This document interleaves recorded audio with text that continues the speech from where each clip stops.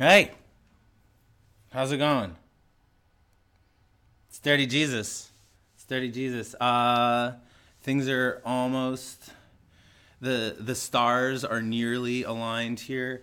Just gonna take care of a couple pieces of the pie, and I look forward to seeing you after this kick-ass song by a gentleman named Darondo. This song is called True.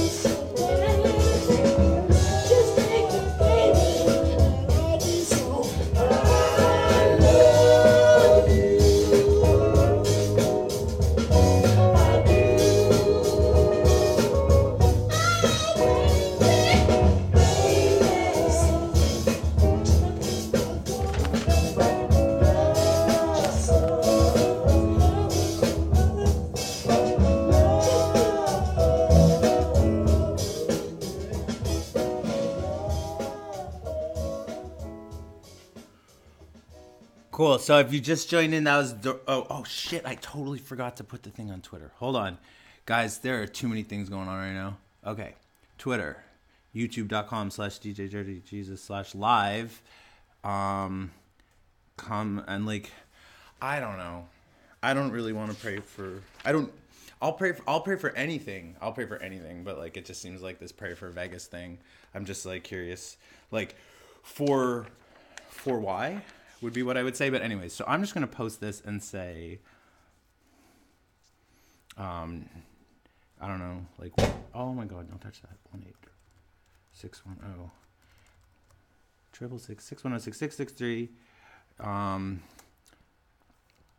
The prayer, like, what do I say? Like the prayer portal, the perpetual prayer portal is open for business. I don't know what to say. Come let me influence you. That's what I'm going to say. Come and let me influence you online now. Okay. And then I'll like play I'll let you guys hear, because I made an advertisement, and I feel like this advertisement is a good preamble. Sorry. This is like they don't all start great. Sometimes they don't end great. And sometimes the middle is very, confusing, but the intent is what is meant. Okay, we're getting there.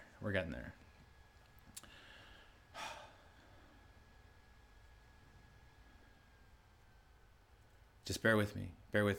I know it seems a lot. It seems a lot to bear these days.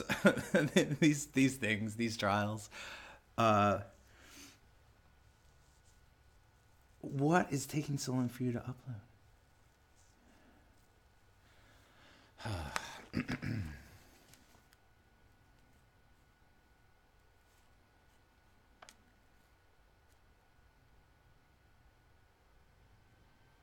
Oh, this is so much better than the Bible. Or it's a different Bible. This now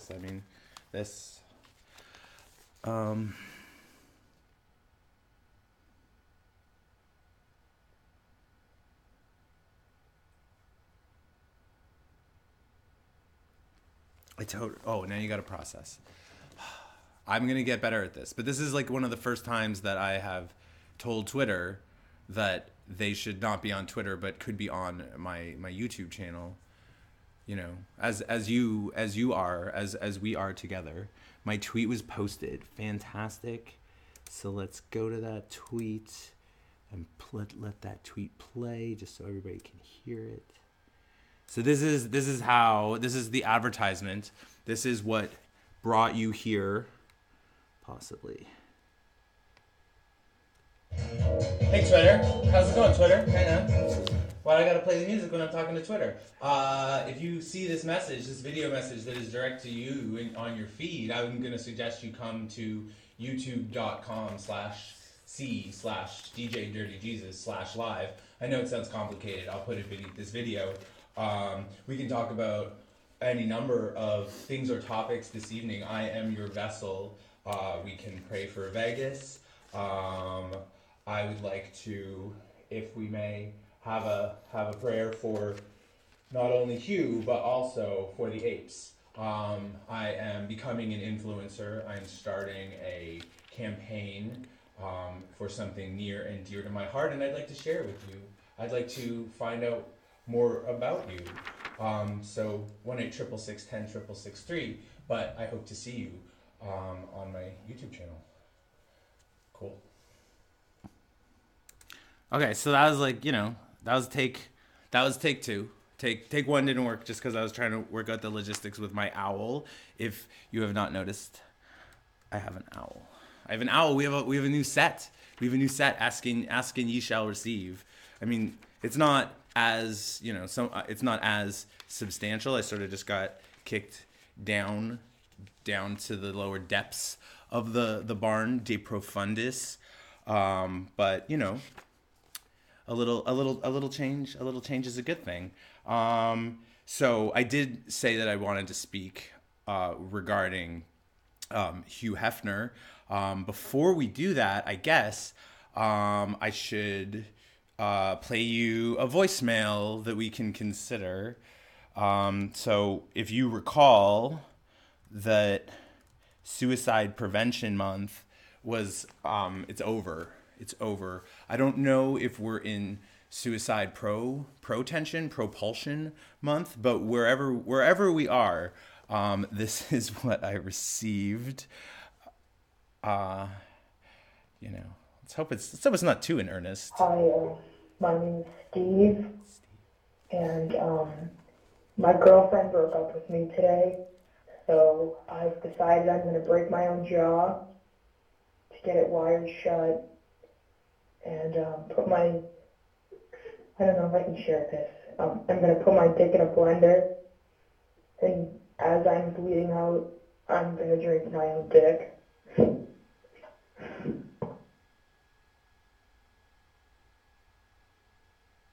Okay, so like I've never had my jaw wired shut, so I don't know how that then like can you still fit a straw? Would you have a longer sort of twirly straw? Um, you know, relationships relationships sometimes fall apart, and I don't think that's necessarily a reason to mutilate yourself. There is at least the slimmest of chances that Steve, whose real name did come up on my call display, but I will not, other than to say it's not Steve. Um, but Steve, if you have, I mean, that was a couple of days ago. Sorry, I'm not as on the suicide ball as I could be, but if you would like to call in with your jaw wired shut, with the blender running just before you've decided to, mutilate to no end. I would also wonder if there are any medical dictionaries, whatever MD stands for, if there are any medical dictionaries watching, if they could confirm or deny that one would be able to successfully bleed out through one's genitals. Like I think you might need to perhaps attempt to hit like the femoral artery, like the larger artery, which is I think a sort of more. Anyways, I just, you know, you know, as a suicide hotline, I like to clarify that suicide is never the right option. There are so many other options and things to exhaust and ways to consider being. But I'm also pragmatic about like approaches, and I guess I would just like to suggest that perhaps that's not necessarily going to kill you, and then out of the hospital later are going to be pretty upset with yourself and probably like differently suicidal because you have broken your own jaw and you mutilated your genitalia, and thereby confirming that you will never again have, well, you could have a girlfriend, you just probably like you wouldn't have much to do. You guys could go for long walks on the beach, or what are they, hang on, what could you do? Oh my god, nudity, hold on. Where are the like likes and dislikes, turn-ons and turn-offs? Okay. Hobbies, like the things you guys could do together. You could read, sports, you could plant, you could do gardens together if you didn't have genitals with a girlfriend. A girlfriend such as Susan M. Smith, sorry if I'm showing genitalia on YouTube, writing and watching football. Well, Susan is not that interesting. So, Steve, if Susan is anything like the girlfriend who just broke up with you, let me just tell you that it gets better. Or it could get better if you hang on to your genitals, which I recommend you do. Okay, now, hang on, I gotta keep an eye on this fucking chat window. Okay, thank God. So that's flipping out. Oh, who knows if anything's working. This says I haven't dropped any frames. It also says I've gone on for 15 minutes, and God knows what I've done. All right. to a matter at hand. Last week I was, shocked to learn of the passing of, I don't know, what's a mentor? Someone who I think was a voice of liberation and a voice against arbitrary Victorian censorship, and a voice of equality. Do we exist in a male-dominated, dad-ordained patriarchy? Yeah, we do. We do. So, the feminist argument against the Playboy enterprise and ethos, it's accurate, but it's like you can only work within the shitty system that you're in. Do you know what I mean? So I'll just be frank that my earth form learned how to read at a pretty damn accelerated age, like 3, because of Playboy. And like, what other than that, like, it was, my earth father's magazine, and that there was some stigma against me having access to it, but it wasn't like it was hidden very well.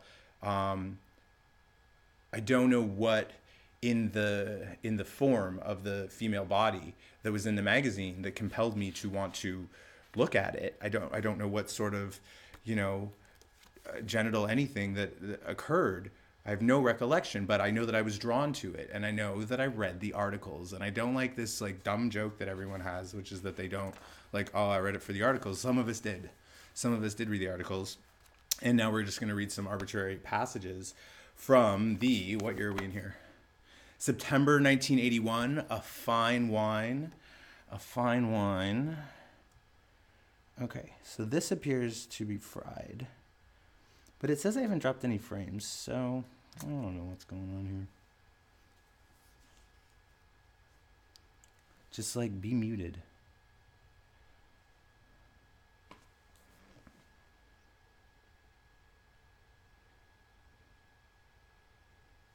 I don't know. It looks like it's working. Okay, yeah. So I'm available. You can call 1-866-10-6663. We can talk about whatever you want to talk about. If you want to talk about how Hugh Hefner influenced your life, if you were a black, a woman, a homosexual, someone who desired contraception, someone who thought that the Comstock laws were really stupid and like thought that stuff, obscene or otherwise, should be able to be shipped throughout the mail. If you are a Penthouse fan, I have no idea. Just like for any reason, you can call me. Also, if you'd like, we can pray for Vegas. But again, that is lower on my list of things to do. Okay, the Playboy Forum, Speed and Jesus.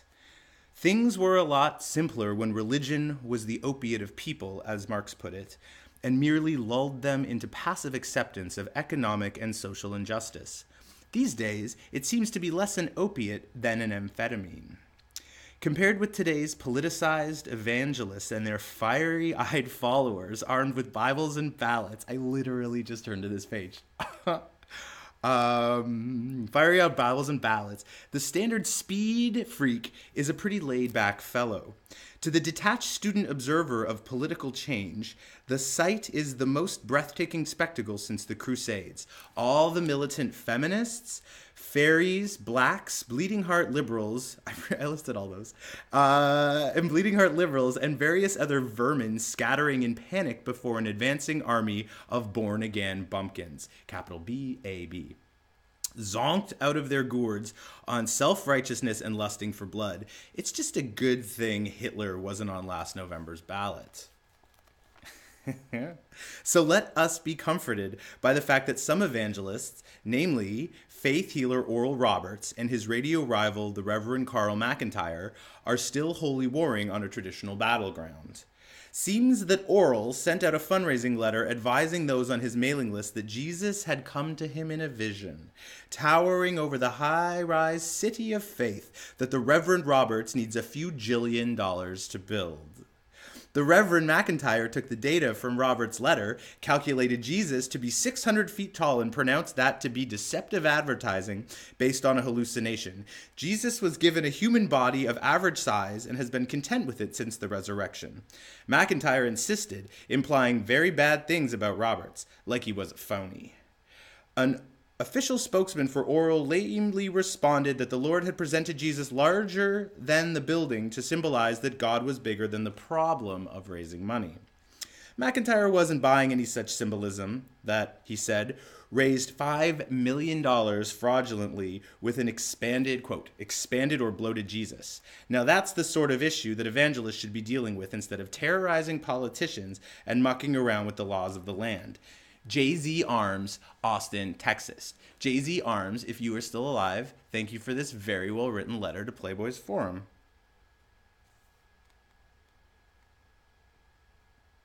Okay, well, I'll just keep reading this for a second or two.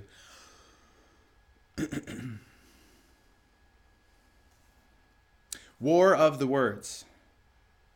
Marie Antoinette should be patron saint of liberals. Well, Queen of France, she righteously worked to lift the ban against the opera The Marriage of Figaro, which attacked the nobility and helped inspire the popular revolt in which she herself was guillotined.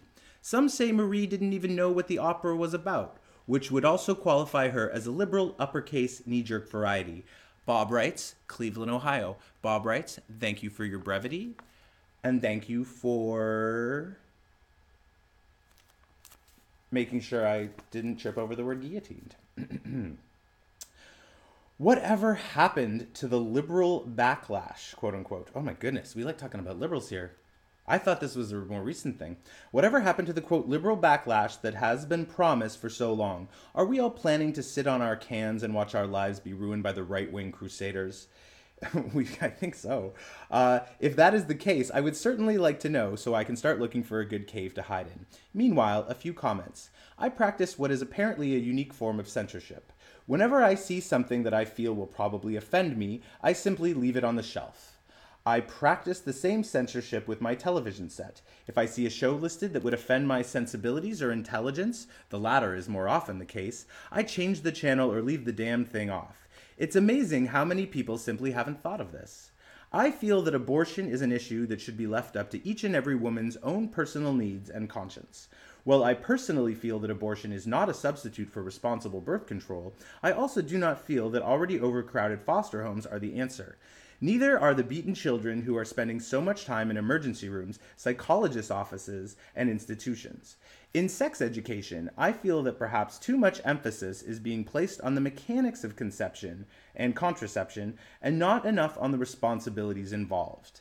I heard of one school that gave each student a raw egg to tend for 1 week, treating it as though it were his or her own child. Those students learn more about responsibility in that week than in a whole year of classroom study. James W. Crocker, Tacoma, Washington. James, I agree about the responsibility and also that it should be left up to people's choices. So if you are still alive, I thank you for your contributions to September 1981's Playboy Forum. Honest John. Hang on, I need a drink.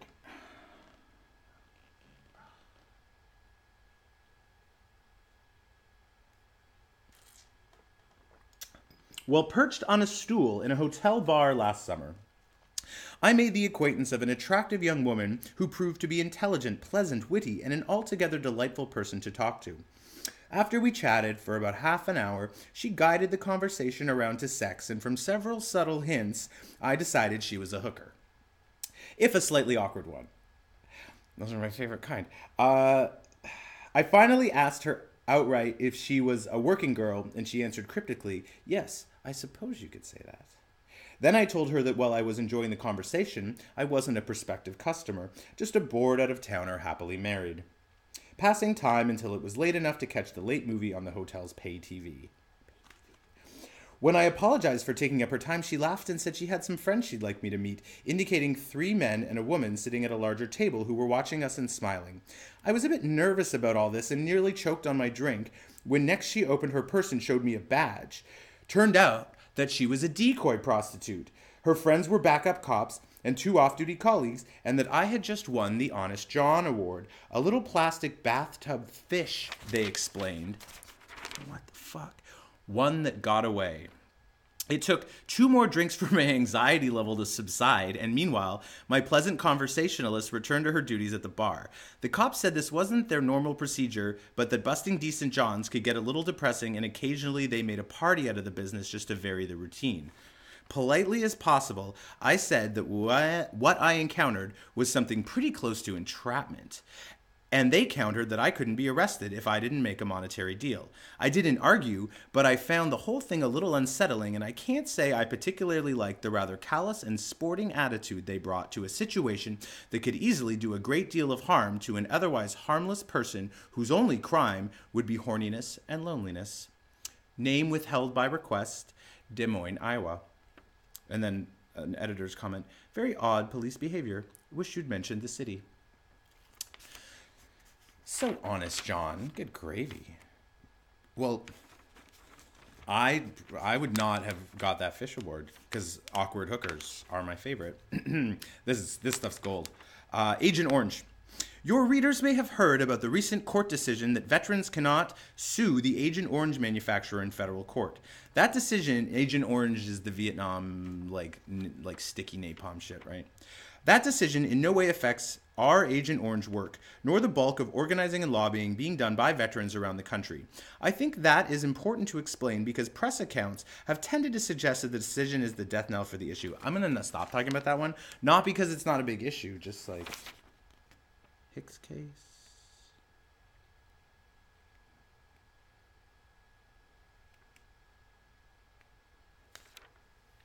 Yeah, like some of these. Ooh, that one looks good. Okay, we're going to read that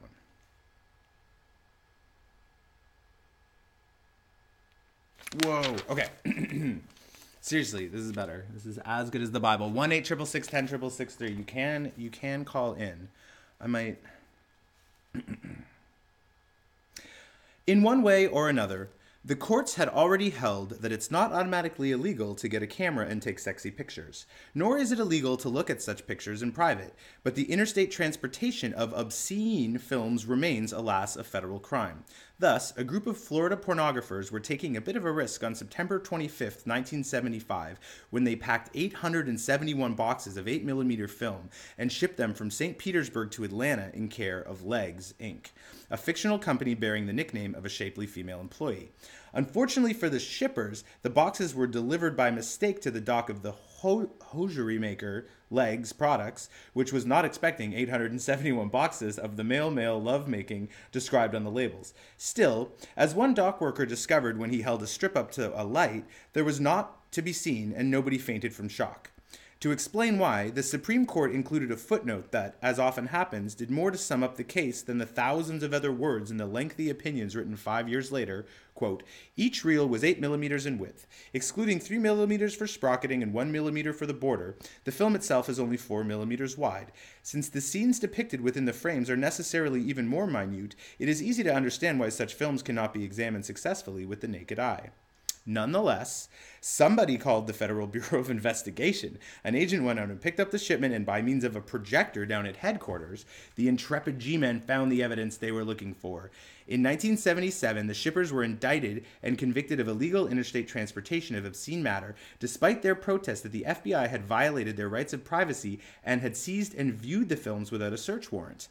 The Fifth Circuit Court of Appeals upheld the conviction with one dissent, and in 1979, the Supreme Court agreed to review the case, which at that point had escalated to involve at least 15 separate issues of constitutional law. Last year, the Supreme Court reversed the conviction, with Justice Stevens, Potter Stewart, joined by Justice Stewart, writing in the main opinion that, indeed, the FBI should have gotten a warrant. Justice Marshall concurred separately without comment, and Justice White and Brennan concurred in parts, but wrote a separate opinion disagreeing with some of Justice Stevens' notions. Sorry about this. Justice Blackmun, joined by Chief Justice Berger, Justice Powell, and Justice Rehnquist, dissented, arguing that the shippers had lost their expectations of privacy long before the FBI stepped in.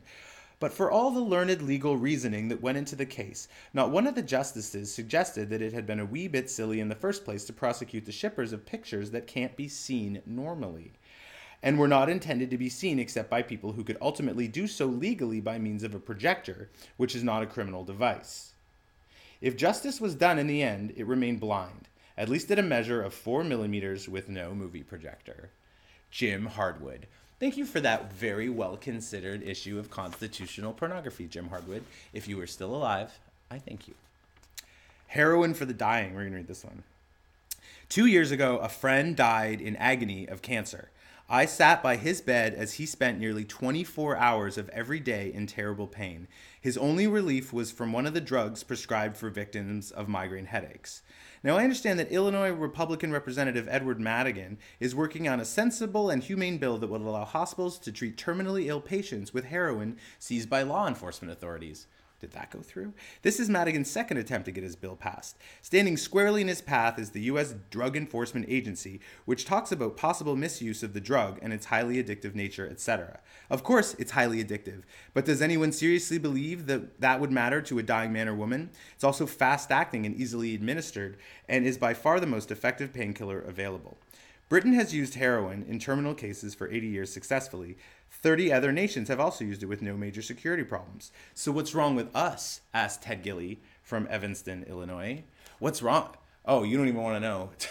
Ted, you don't. There's an epidemic. It's not good.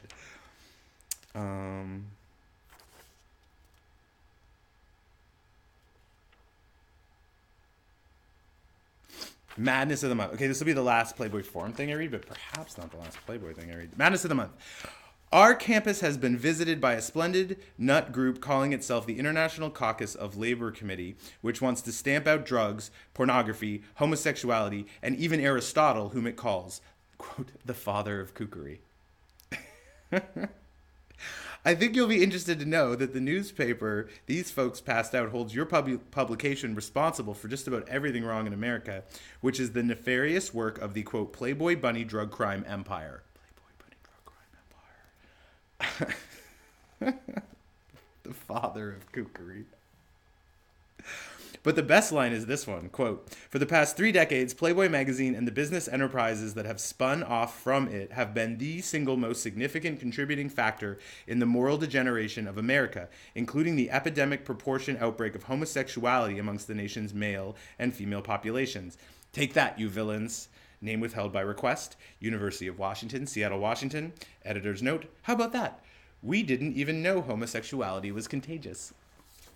Oh, this is awesome.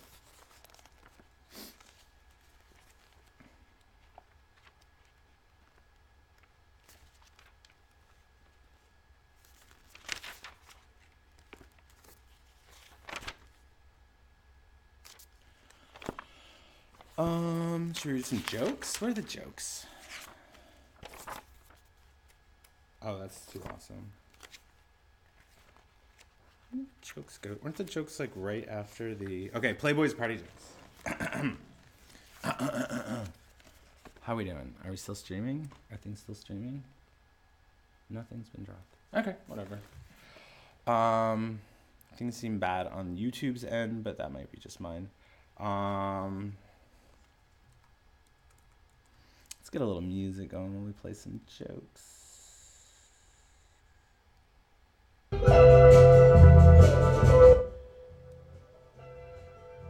I don't think that's joke. No, that's not joke music.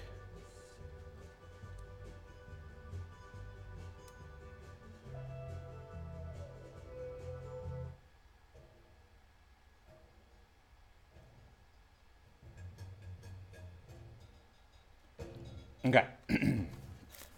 Playboy's party jokes. Here we go. This is the first time a really foxy lady has thrown herself at me, exclaimed the exultant taxi driver. First you tell me to drive to Scenic Point, then you demand I park, then you order me into the back and insist I fill you with my manhood. I'm more than willing, but tell me, are there any other instructions? Just one, his nymphomaniacal passenger moaned as the cabbie undertook his initial thrusts. Keep the Peter running. Oh, that's so good. Graffito on the wall next to a men's room condom dispensing machine. This is absolutely the worst gum I've ever tasted. The most popular libation on Fire Island this summer was reportedly something called a penis colada. People are gay on Fire Island. A wood fetish busboy named Gable is rapid, is thorough, is able. But when everything's cleared, he gives way to the weird as he lovingly bushes each table. I don't really get, I don't know, I'm not really like a limerick guy. Our unabashed dictionary defines fugitive midget psychic as a small medium at large. That's not funny. And then there was the housewife, who told the delivery man she was wearing a sheer black negligee in memory of her dear departed husband. He'd departed on a business trip early that morning. Our unabashed dictionary defines virgin as a member of the moral minority.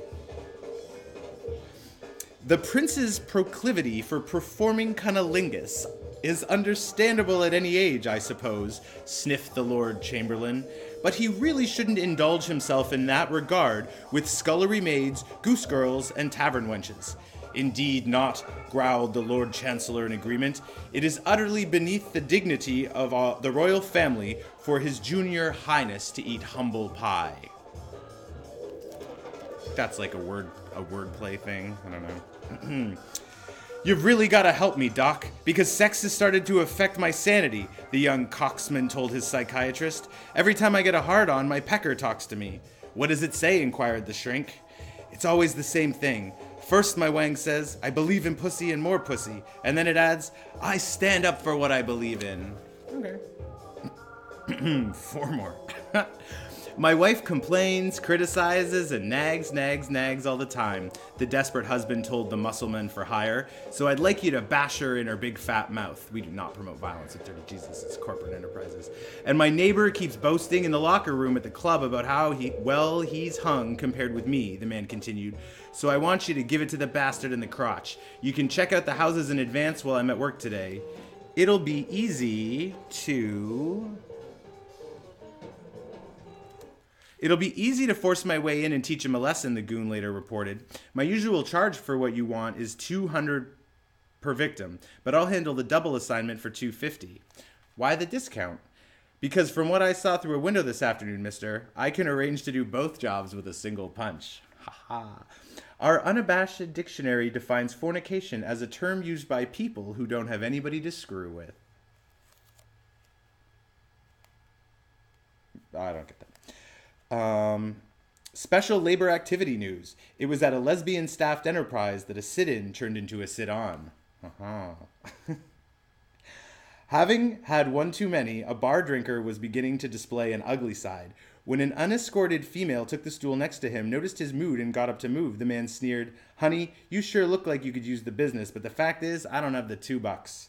The woman paused, fixed the loudmouth with a stare that dripped ice, and then calmly said, Wherever did you get the idea, mister, that I charge by the inch? Oh, awesome. Just awesome. So good. So again, September 1981, Playboy. Perhaps we'll read some more. I'm gonna put my glasses on for a second because I just feel like super blind. I could not feel blinder right now. I know I generally try not to, of late. Expose myself with all of my vision. So it's like, don't in a consequential sense,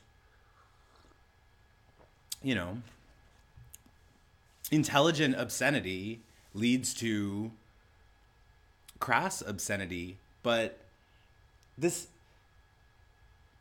it seems like Hugh is as cool as I wanted him to be, and I just Heaven, I'll hang out with him later.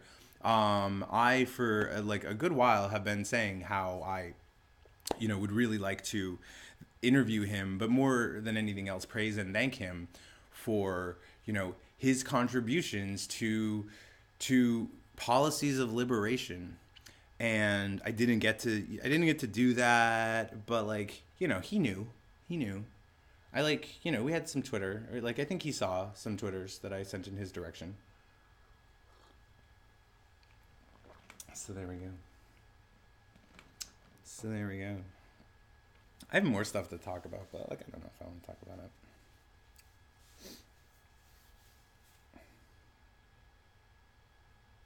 Does anybody want to call in? I'm not,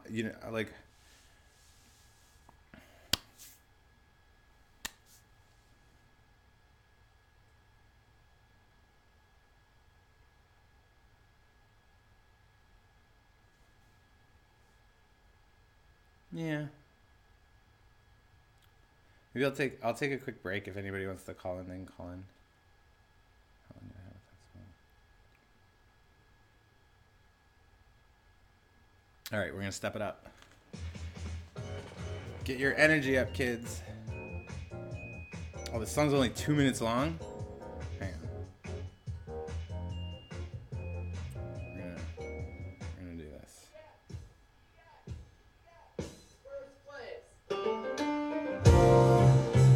Okay, so this is Wolfpack, who are awesome, and this is the song First Place from the album Fugue State, and we're gonna roll into Sky Mall, and everyone should get their phone devices ready to give me a call for no apparent reason. Maybe do you want to read Playboy to me?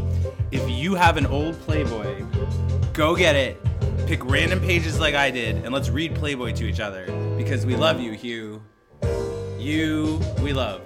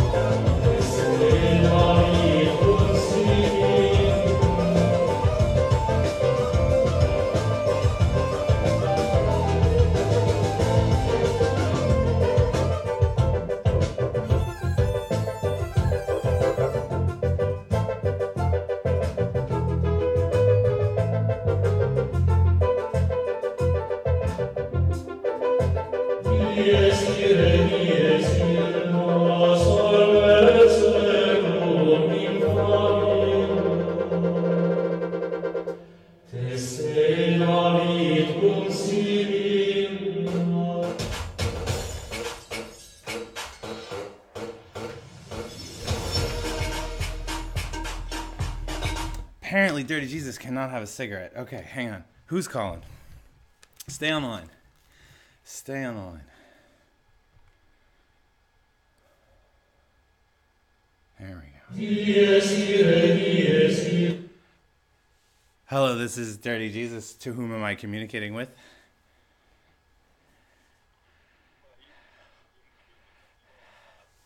I suck at being Jesus?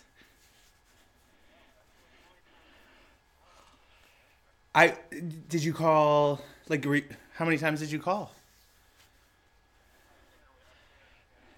Okay, I apologize. I think I'd been on for like 45 minutes reading Playboy, a different Bible, and then I just went out for a quick heavenly cigarette. So my apologies. What topic of conversation can I interest you in?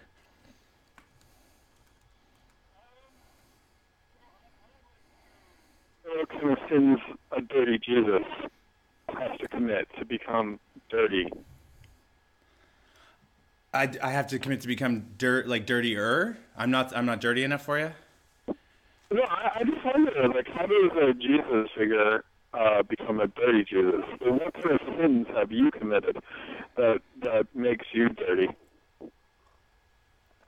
If I'm going to confess to you, I want to know, like, what have you done to fall from grace?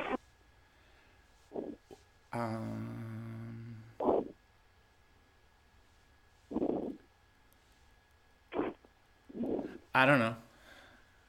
I don't have an answer. Like, I think it's more like the name. The name is my intent. If that makes sense.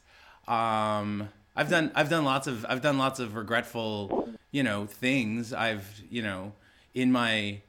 think the dirty portion is the human version of me. He who is not to be named, the Clark Kent to my Superman.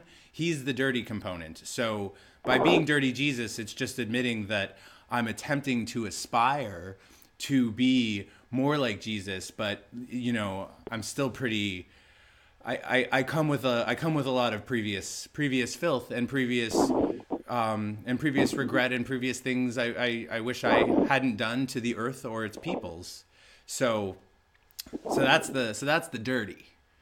Right now, like I think there is nothing cleaner than my pornographic career. I think it's respectable and ethical and honorable. I wish it was doing better. But that's the goal. That's the goal of life. Is just to do better. And so that's my answer to your question about what I've done to be dirty. What have you? Wow. What have you? I'm so intelligent. I feel like you've told me nothing. Yeah. That's. Isn't that the way of contemporary discourse? Is this? Am I talking to Warzone? No, I don't feel like you're really being open as you expect the confessors to be. Like, if I'm going to confess to anyone, I want the person I'm confessing to be just as open, if not like 10 times more. Okay. Anyway, I just want to know, like, what have you been up to lately? I feel like I don't have enough of Jesus in my life, especially a dirty one, and I don't know if I want any Jesus in my life, but,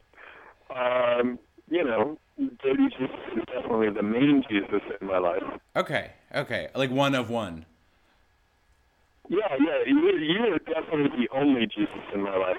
That's good. I like it that way. That's why I preach to atheists primarily. I figured like they're not as easy to like compel, but they are a captive audience of themselves.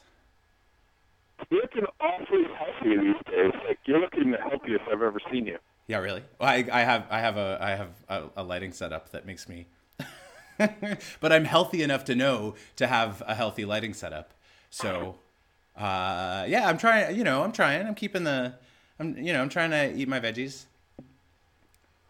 Yeah, but it looks like you are eating your veggies instead of your, regular like mac and cheese from Kraft or something. Yeah, mac and cheese from Kraft.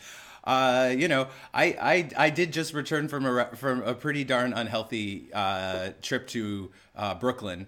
But I've tried to purge my various passages of all of those sins. But I'm definitely a little too old to party that way anymore. That's for sure.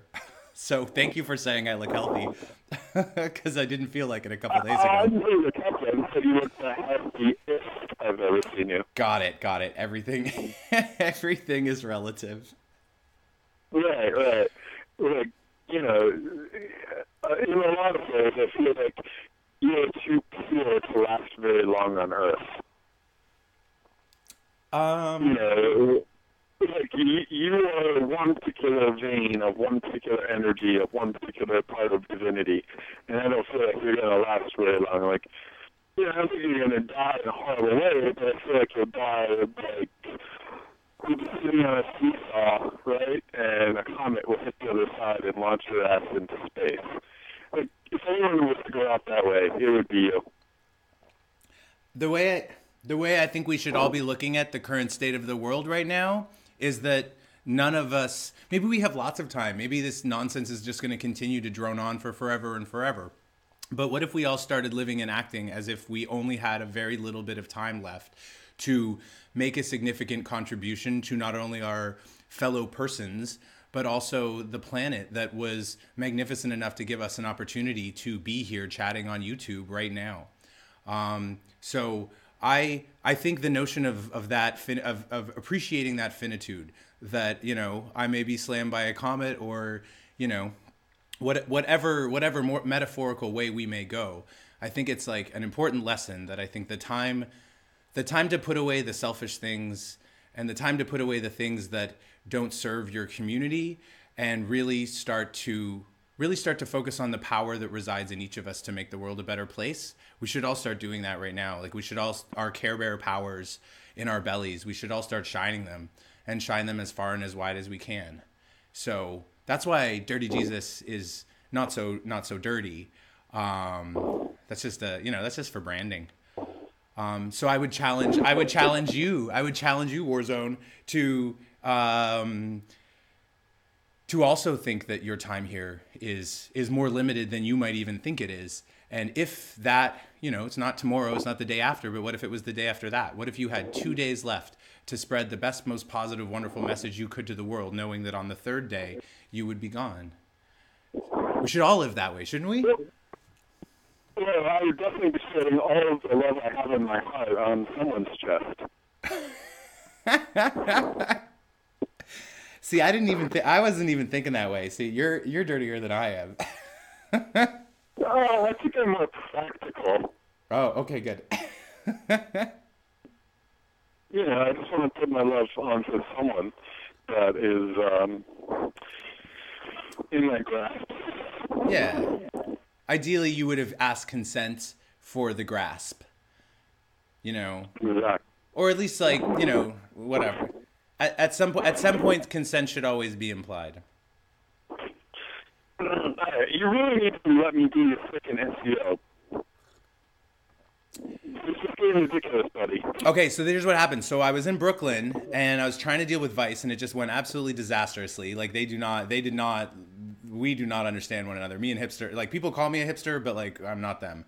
I met lots of these social media influencers, these people who are paid tens of thousands of dollars for one picture of an Instagram of a, like, vodka bottle, of them partying. And it's like, what? Yeah, I need help. Like, Dirty Jesus needs help. Dirty Jesus does need SEO assistance. But the one thing is, like, in many ways, Dirty Jesus is my id.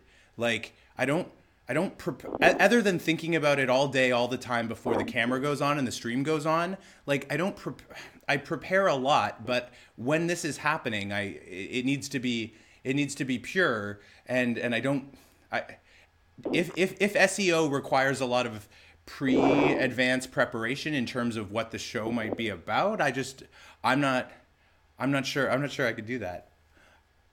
Well, I can make it all very, like, mechanical. And the Taylor Kid has got a studio, like, a block from my house, like, all the lights, all the shit, And there's a house that you visited. So I think you need to come down here and check your cis white divine privilege, and just learn from us peons. You want me to come to you, or you should come to the barn? Yeah, because this is like the prime filming location. Now that the Third King is a block away from my house in a warehouse. Nice. Okay. Yeah, it's, we got all of these old, like, this is really like the last bastion of America in Northwest New York. Where I live. Everything else is just all glass and concrete in Buffalo. I really would just like you to come down. We can do a Dirty Jesus episode, but, is just a few clicks different. And what we really need to do is get your message out there. And we're thinking of putting like a tiki torch parade down to the river. Yeah, I think we need to take back the tikis. I think it's Yeah, very unfortunate that tiki torches are now affiliated with hate when they should be, you know.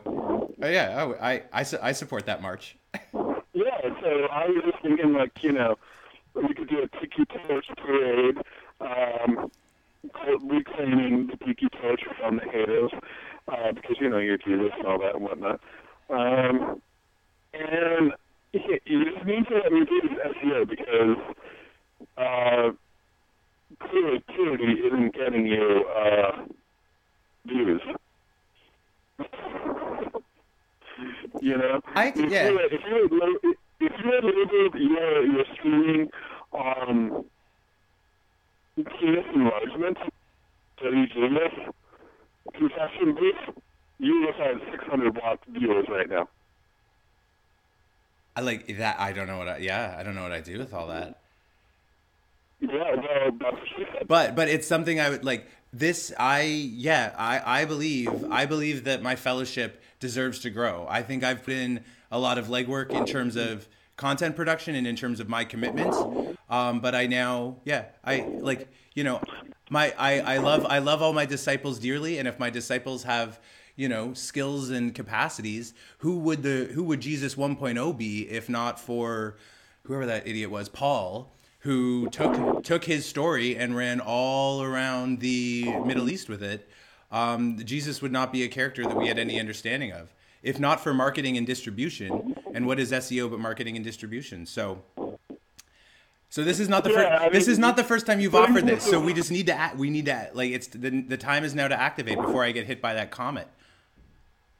Yeah, you need to stop listening to you. I need to stop listening to me. Okay.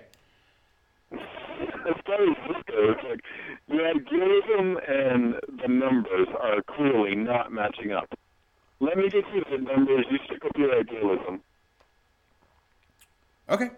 Like, you've got this unbelievable product, and it should be a syndicated TV show or a radio show, and you're sitting in the backwoods, not really understanding how to get your face in the right place. I mean, Vice was clearly interested. Okay. Okay. But you're just not good at packaging the raw potential that you are. You know, you're just talent without a box. You know, you're punk rock without a promoter. You're, you know, taste without a restaurant. Yeah. No. I get and accept and agree with all of this. I just need that should be the role of disciple fellowship is helping propel the message in a way that it can be of greater significance to a greater number of people. It's that simple. I'm just real not good with the internet. Like the fact that I'm able to do what I do staggers myself sometimes. And it's just like, I'm also supposed to be keeping an eye on this dumb chat window in case anybody wants to chat at me, and then instead of call in. And like, there's just so many. There's so many things that I bristled at the word mechanization that you used, but there are a number of things that could be automated that would make it simpler for me to just be the individual that I strive to be in front of this microphone and in front of this antiquated camera. And I completely appreciate it. So, you know, why don't you and I, rather than giving away all our secrets to the internet, why don't I give you a call tomorrow afternoon and we can hammer out specific details as to when I will provide a visitation. Why don't you come to the next Code Metal event? It's going to be the most wholesome event ever. We're hosting Girl Scouts or Boy Scouts in a day-long thing. Okay. It's like October 15th. Okay. Like, just next weekend. Got it. I just see you, like, you're burning your genius and not getting traction, and it's fucking killing me. Okay. All right. Now, I guess my only issue with coming to an event that is otherwise going to be populated with, fertile young minds is if you and I need to spend a little bit more time together without that distraction. That would be my only consideration in terms of what sort of relationship you and I have and how distracting Toad Meadow events can get because of all of the, in this case, wholesomeness, and in most other cases, debauchery. Buddy, like, if we're gonna make a vid, if we're gonna upload something, like, I could get to a couple thousand views with $15 and the camera. Like, you're killing me every time you post, and I see you, like, burning your genius, like, pray for swine, my Jesus. I like the idea that I'm suffering. I'm suffering for no views. That's the wrong way. That's the wrong. I get it. Suffer in luxury. I mean, like, you should be suffering like Guad suffers. You should be knee deep in coke and prostitutes. I agree. Yeah, but one thing Guad got down is branding and advertisement, and you're just sitting there in, like, your artistic integrity clear as fuck in a manger. Did you see my owl that I got? Where's the owl? No. Yeah, I see the owl, but what you should be doing, buddy, is, backstage in some, Sunset Strip bar, fucked up and spouting crazy shit like fortune cookies, and being on MTV, or actually MTV's dead. You know what I'm saying? Spouting crazy shit like fortune cookies. No, I understand what you're saying. So, if you're gonna be a fabulous disaster, don't do it in the back of a barn. I mean, right now you should be at Hugh Hefner's funeral. Yeah, I'm aware. And you're not. I'm aware. I feel really bad about it. I feel like a failure. So, but the time is not. This is the time to not feel like a failure, but to realize that there is greater success to come. I regularly communicate with Cooper Hefner, Hugh's son, on Twitter, and he has now taken over the enterprises. So, there's lots of the future. The future is bright as long as we maintain a positive attitude and spread our love all over whoever's chest we asked permission for before we did it. Exactly, and that's all I'm trying to say, Nico, is that don't think like you're like this, middle of nowhere act. You're like world class, and I really believe in you, and I wouldn't be like badgering you if I didn't think you were worth it. It's just you're an artist with an ideals who doesn't realize the connection between ideals and getting paid. Yeah. Oh, discipleship is effective management. Dirty Jesus just needs an agent, baby. Like, who's making the calls? I agree. I accept. Okay. Well, at the very least, I will see you at that Toad Meadow, which I will 100% confirm attendance to. But I will also give you a call tomorrow, and just to say hi. Just to say hi. All right. I'll hail Jesus. Mwah. All right, my love, my love, and thanks for your cogent criticism, and we are going to we're gonna activate on this. All right, we'll talk tomorrow. All right, I love you. Love you too. Bye. Bye. Okay. All right. So in Brooklyn, I met a lot of influencers, and these influencers literally are paid enormous amounts of money, which is not in any way what I'm looking for. But they call themselves influencers, which just means they have X number of thousands of people who follow them on social media, and what they do compels other people to do. Oh, these headphones kill me. Compels other people to do things because of what they did on the internet. So there's this strong propulsion towards a herd mentality, and I do not think that my ethos and my philosophy and my religious strictures, it puts one in the field of obedience. I much more hope that what I'm promoting gives one the authorization to liberate themselves, to alienate themselves, to become who they thought they never weren't. That's the message I'd like to give. And it's not as simple as this, vodka company giving somebody a bunch of money so that they can seductively and seemingly innocuously and not too brandingly place this alcohol in a shot of them otherwise looking sexy and having a great time, to be a part of the marketing and advertising budget for some sort of, herd-minded corporation attempting to poison people with ethyl alcohol. I don't want that, but I do understand that the internet is a substantial way to win friends and influence people, and it's time to get on to that bandwagon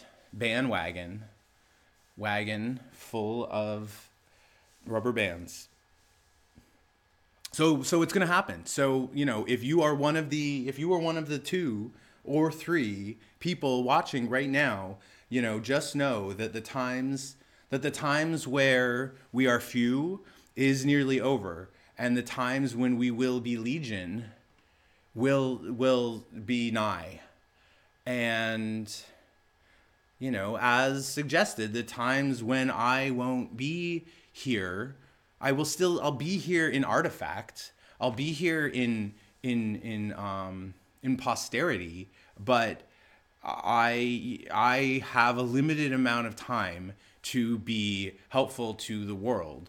I do not know how much longer my star can shine, but I would like it to shine just like whatever. Who cares? I get it. Does anybody else want to call in and yell at me? Tell me that I'm doing things wrong. I accept it. Thank you so much. Thank you, Warzone. Thank you. Appreciate it. Oh my goodness. How long have we been going for? Oh, only an hour. Psh, we can keep running. Those Playboy dicks were good. The father of kookery. Uh-oh.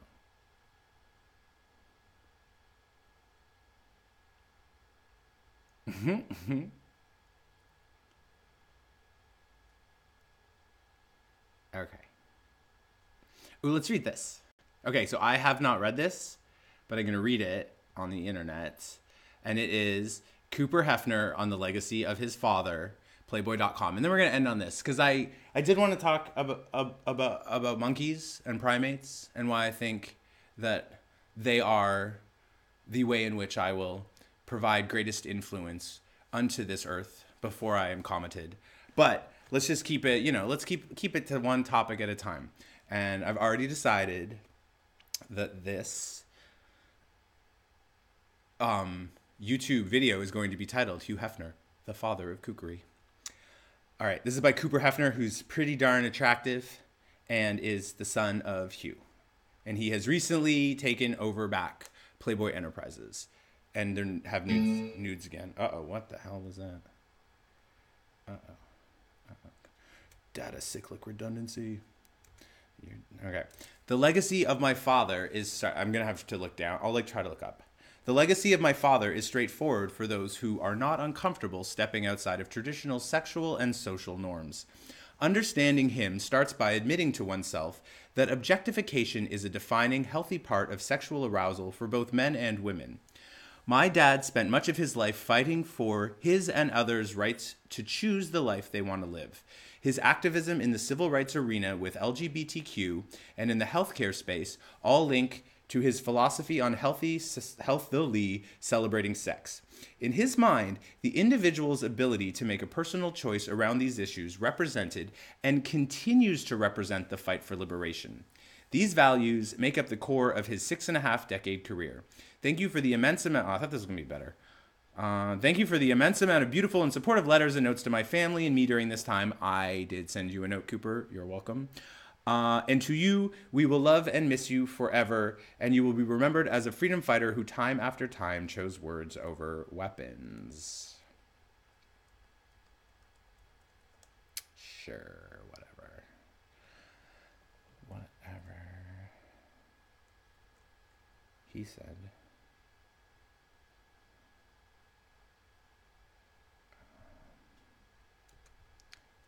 Okay, we gotta let this Spotify ad play through. And then I think we're gonna end on this. You know, like what?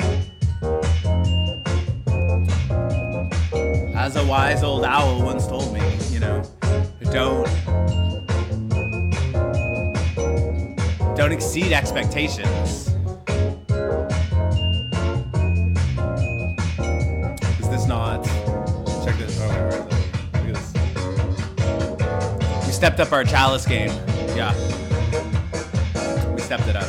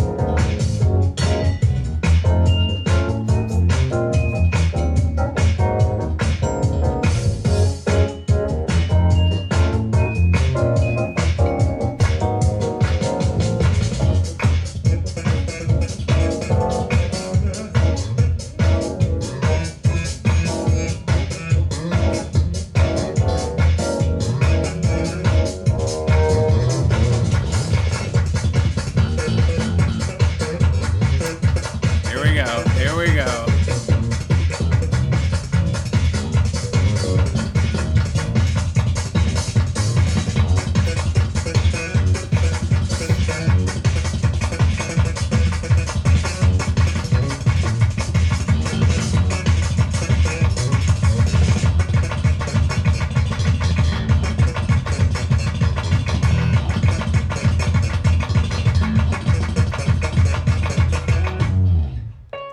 Oh. So, to conclude, thank you, Hugh, for teaching me to read and providing a liberatory agenda for so many. And even if people didn't like you, darn did they know what you were all about. And with some SEO help, apparently, I can aspire to such heights. And I will. And we all should. And you're all beautiful. And have a good night.